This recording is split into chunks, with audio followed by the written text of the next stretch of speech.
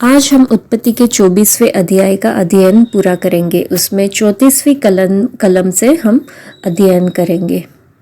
तो वहाँ पे लिखा हुआ है कि तब उसने कहा, मैं तो इब्राहिम का दास हूँ और यहोवा ने मेरे स्वामी को बड़ी आशीष दी है, सो वह महान पुरुष हो गया है। और उसने उसको भेड़ बकरी, गाय बैल, सोना रूपा, दास दासियाँ, ऊँट और गद्दे दिए हैं। और मेरे स्वामी की पत्नी सारा के बुढ़ापे में उससे एक पुत्र उत्पन्न हुआ है और उस पुत्र को इब्राहिम ने अपना सब कुछ दे दिया है। और मेरे स्वामी ने मुझे ये शपथ खिलाई कि मैं उसके पुत्र के लिए कनानियों की लड़कियों में से जिनके देश में वह रहता है कोई स्त्री न ले आऊंगा।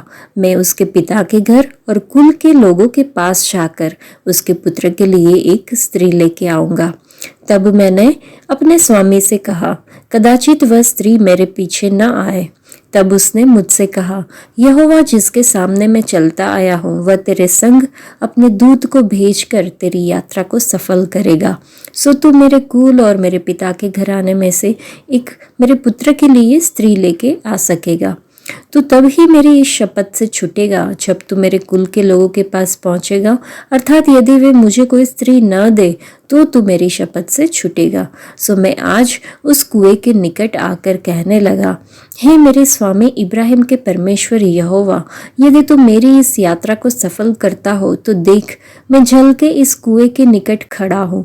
सो ऐसा हो कि जो कुमारी जल भरने के लिए निकल आए और मैं उससे कहूँ अपने घड़े में से मुझे थोड़ा पानी पिला, और वह मुझसे कहे पी ले, और मैं तेरे ऊँटों को भी पीने के लिए पानी भर दूंगी, वह स्त्री वही हो जिसको तूने मेरे स्वामी के पुत्र के लिए ठहराया है।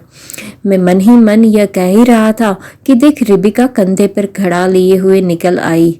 फिर वह सोते के पास उतर के भरने लगी और मैंने उससे कहा, मुझे पिला दे। और उसने फुर्ती से अपने घड़े को कंधे पर से उतार के कहा, ले पी ले, पीछे मैं तेरे ऊँटों को भी पिलाऊंगी। सो मैंने पी लिया और उसने ऊँटों को भी पिला दिया। तब मैंने उससे पूछा कि तू किसकी बेटी है? और उसने कहा, मैं तो नाहोर के जन्माए मिल्का के पुत्र बतूएल की बेटी हूँ। तब मैंने उसकी नाक में वह नथ और उसके हाथ में वह कंगन पहना दिए। फिर मैंने सिर झुकाकर यहोवा को दंडवत किया और अपने स्वामी इब्राहिम के परमेश्वर यहोवा को धन्य कहा, क्योंकि उसने मुझे ठीक मार्ग से पहुंचाया कि मैं अपने स्वामी के पुत्र के लिए एक लड़की लेके आऊं। सो अब यदि तुम मेरे स्वामी के साथ कृपा और सच्चाई का व्यवहार करना चाहते हो तो मुझसे कहो, और यदि नहीं चाहते हो तो भी मुझसे कह दो, ताकि मैं दाहिनी ओर व बाईनी ओर मुड़ जाऊं। तब लाबान और बतूएल ने उत्तर दिया, यह बात यहोवा की ओर से हुई है, सो हम लोग तुझसे न तो भला कह सकते न बुरा। देख, रिबिका तेरे सामने है, उसको ले जा और वह यहोवा के वचन के अनुसार तेरे स्वामी के पुत्र की पत्नी हो जाए। उनका यह वचन सुनकर इब्राहिम के दास ने भूमि पर गिर के यहोवा को दंडवत किया। फिर उस दास ने सोने और रुपए के गहने और वस्त्र निकालकर रिबिका को दिए, और उसके भाई और माता को भी उसने अनमोल वस्तुएं दी। तब उसने अपने संगी जनों समेत भोजन किया और रात वहीं बिताई, और तड़के उठकर कहा, मुझको अपने स्वामी के पास जाने के लिए विदा करो। रिबिका के भाई और माता ने कहा, कन्या को हमारे पास कुछ दिन अर्थात कम से कम 10 दिन रहने दो, फिर उसके पश्चात वह चली जाएगी।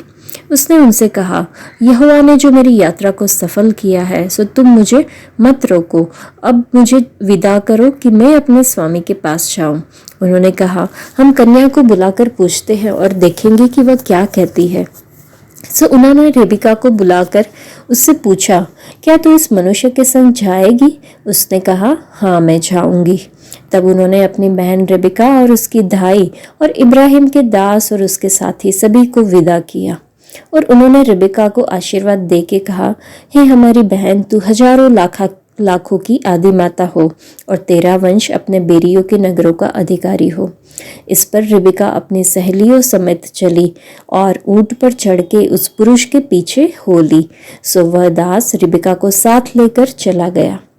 इसहाक जो दक्षिण देश में रहता था, सो लहरोई नाम कुएं से होकर चला आता था, और सांझ के समय वह मैदान में ध्यान करने के लिए निकला था, और उसने आंखें उठाकर क्या देखा कि ऊंट चले आ रहे हैं, और रेबिका ने भी आंख उठाकर इसहाक को देखा, और देखते ही ऊंट पर से उतर पड़ी। तब उसने दास से पूछा, जो पुरुष मैदान पर हमसे मिलने को चला आता है सो कौन है?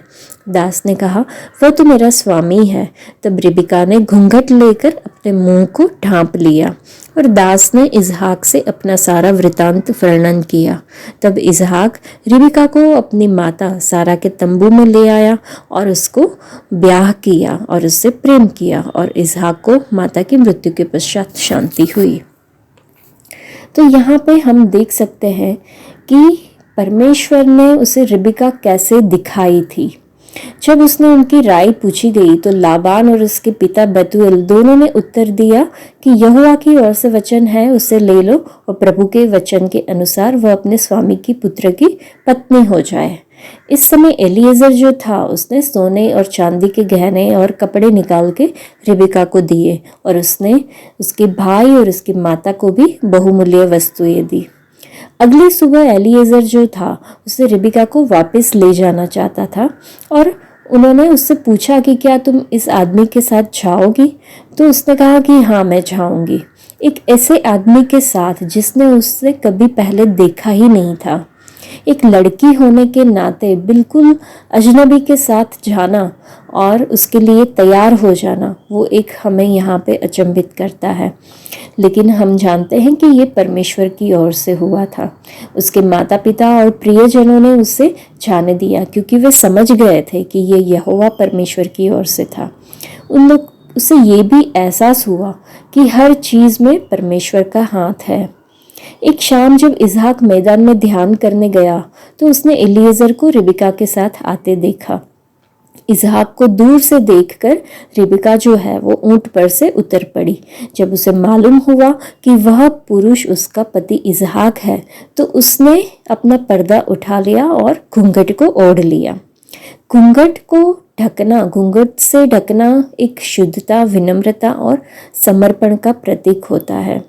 इस प्रकार रिबिका उससे मिलना चाहती थी और उससे जिसका विवाह होना चाहता था उसकी उसने सम्मति दिखाई। इब्राहिम ने प्रार्थना और अपने परमेश्वर पर विश्वास के साथ एक अत्यंत आवश्यक कार्य करने के लिए सेवक को भेजा था। एलिएजर ने भी प्रार्थना की और परमेश्वर से उसे दुल्हन दिखाने के लिए कहा, और उसके पिता, भाई और अन्य लोगों ने समझा कि ये यहोवा परमेश्वर की ओर से था। रिबिका ने एक ऐसे दुल्हे के साथ रहने के लिए अपनी सारी जो भी उसकी जानकारी थी वो सब कुछ छोड़ने की एक अद्भुत तरह की इच्छा दिखाई जिसे उसने कभी देखा ही नहीं था। इजहाक ने यह भी समझा कि यह परमेश्वर ही था जिसने इसकी सब चीज़ों की व्यवस्था की थी। इसलिए इजहाक ने रिबिका से विवाह किया। इस प्रकार वह उसकी पत्नी बन गई और वह उसे प्रेम करने लगा। तो हमें यहाँ पे सोचना चाहिए कि हम अपने जीवन साथी या बहू या दामाद में कौन से गुण देखते हैं। निर्धारित करने के लिए हम किन विधियों का उपयोग करते हैं। क्या हम परमेश्वर पर भरोसा करते हैं और अपनी सभी ज़रूरतों को पूरा करने के लिए उस पर पूरा विश्वास करते हैं? ये सारी चीज़ें हमें सोचनी चाहिए। तो यहाँ पे 24वां अध्याय ख़त्म होता है और आज के लिए इतना ही। परमेश्वर आप सबको आशीष दे। धन्यवाद।